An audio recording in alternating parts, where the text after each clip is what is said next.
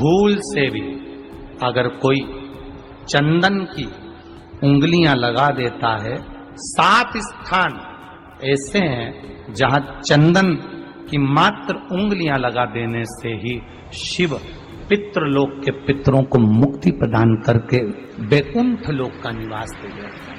7 स्थान।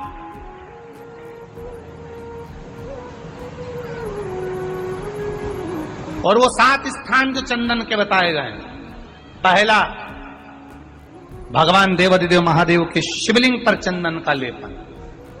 समझ लेना जरा बहुत अच्छे से। आपको लगता है स्वप्न में कोई मुर्दे दिख रहे हैं, या कोई जल रहा है, या कोई मर रहा है, या कोई चला गया है, ऐसा भय लगता है। बच्चों को मानी भेजूंगी ऐसा हो जाएगा, पति को मानी भेजूंगी ऐसा हो जाएगा, कोई हमारे कोई गलत तो नहीं कर रहा है, आपको लगता है। 7 स्थान चंदन के बताएं महाराज। पहला शिवलिंग,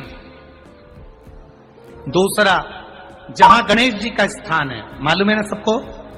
जम के बोलो जरा, मालूम है ना सबको? जहां गणेश जी का स्थान है वहां अलग से गणेश जी बैठे, वहां नहीं। शिवलिंग में जलाधारी के ठीक सामने राइट में गणेश, लेफ्ट में कार्तिकेय, बीच में अशोक सुंदरी।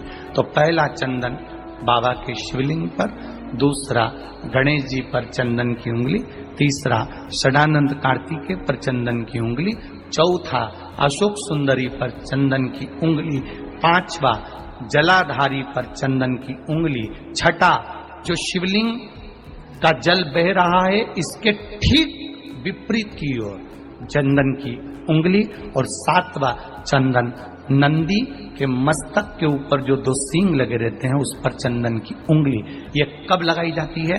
या तो अमावस्या के दिन। आपको लगता है कि हमारे पूर्वजों का उद्धार नहीं हुआ, हमारे पूर्वजों का कल्याण नहीं हुआ, कहीं अधोगति में कोई चला गया है, उसका बस एक बार, रोज नहीं जरूरत है, प्रतिदिन जरूरत ही नहीं,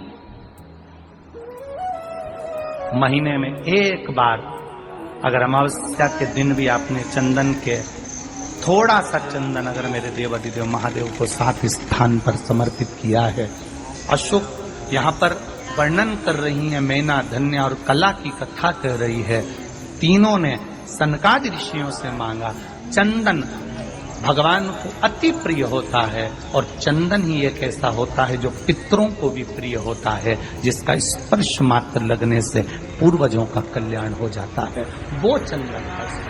अमावस्या के दिन जो नदी, तालाब, बावड़ी, कुआं किसी भी एक जगह पर अपने पूर्वजों का नाम लेकर शाम के समय पर दिया लगाएगा, ये मेरा विश्वास रहता है, उसके लिए कुबेर भंडारी भंडार जरूर बनेगा, पितृ भंडार जरूर बनेगा।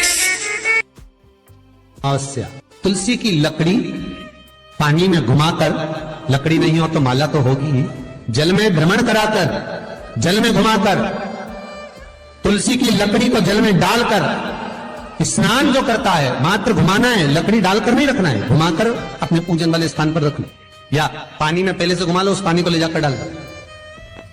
अमावस्या स्नान जो जीव करता है, शिव महापुराण की कथा कहती है, जितनी वर्ष में सोमती पड़ती है, सोमती अमावस्याएं पड़ती हैं, शनिचरी अमावस्याएं पड़ती हैं, सारी अमावस्या का पुण्य उस जीव के खाते में चला जाता है।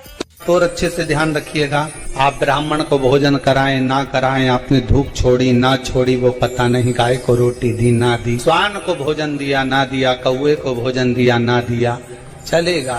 पर अमावस्या के दिन, उस दिन प्रदोष काल में, प्रदोष के समय पर, शाम के समय पर जाकर किसी भी नदी, तालाब, बावड़ी, कुआं, कहीं ना कहीं जो आपके पास में हो, वहां पर एक घी का दिया, बत्ती का मुंह दक्षिण की ओर कर कर अवश्य जला कर जाना, सारे पितृ दोष समाप्त हो जाएगा। से निवेदन है, माताओं से निवेदन है, मान लो आपको कोई ब्राह्मण देवता ने कहा कि आपके यहाँ पितृ दोष है, तो आपको घबराना नहीं है कि महाराज जी मुझे क्या करना पड़ेगा। पितृ दोष है, एक चावल का दाना घर में से लीजिए,